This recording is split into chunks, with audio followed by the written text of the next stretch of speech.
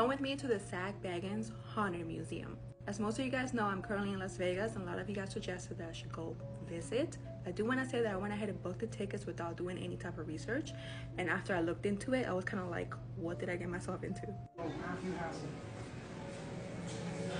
It is now the next day. I meant to finish that video last night, but I was so drained from that museum that I was done. Once you get there, they automatically ask you to shut off your phone. So you can't now record while you're in the actual museum. You can only record in that first room. One of the first rooms we hit was the bed that Lamar Odom OD'd in. And it's also the bed where the owner of the Bunny Ranch passed away in. It is said to be extremely haunted. When I walked in there, I literally felt like my knees were going weak and I was about to like fall over. And I was literally had to like brace myself, get a hold of myself because I didn't want to fall over in front of all these people.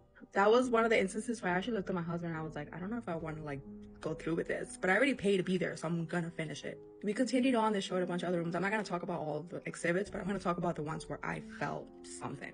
There's this one room where they have part of James Dean Carr. If you don't know who James Dean is, he was a very famous actor from the 1950s. He crashed his car. I think it was called Little Bastard. He crashed it and lost his life, and it's believed that that car is extremely haunted. In that room, I felt like I couldn't breathe and I kept trying to cough my way out of it. That was another second time where I felt like maybe I should leave, but again, there was these two girls that were in the group because there was like 13 of us. There was just two girls that were in the group that kept laughing and like making jokes and just not really taking things seriously, which is like the last thing that you should ever do when you're in one of those places. When we were in this one room, I think it was the staircase from this one house. I think it was called D Word House.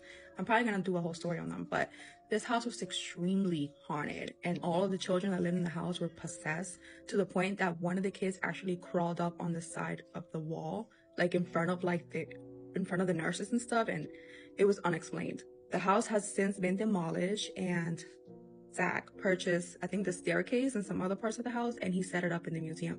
When we were in there, you can feel like the heaviness and the eeriness. The one girl that was laughing, like she kept laughing throughout the whole thing, I saw when a hand went up her back and then went like this.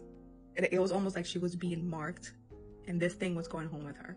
As you're going through the house, they take you to like a bunch of different hallways. I kept seeing like shadow people like peeking through like on all the corners of the house. But aside from all that, I went to the house extremely protected. Like I was not coming home with anything. Like it tried to affect me, but I was kind of like bouncing it off.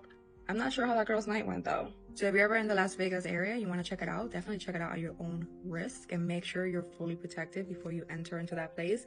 And number two, always be extremely respectful. You don't want anything to just mark you.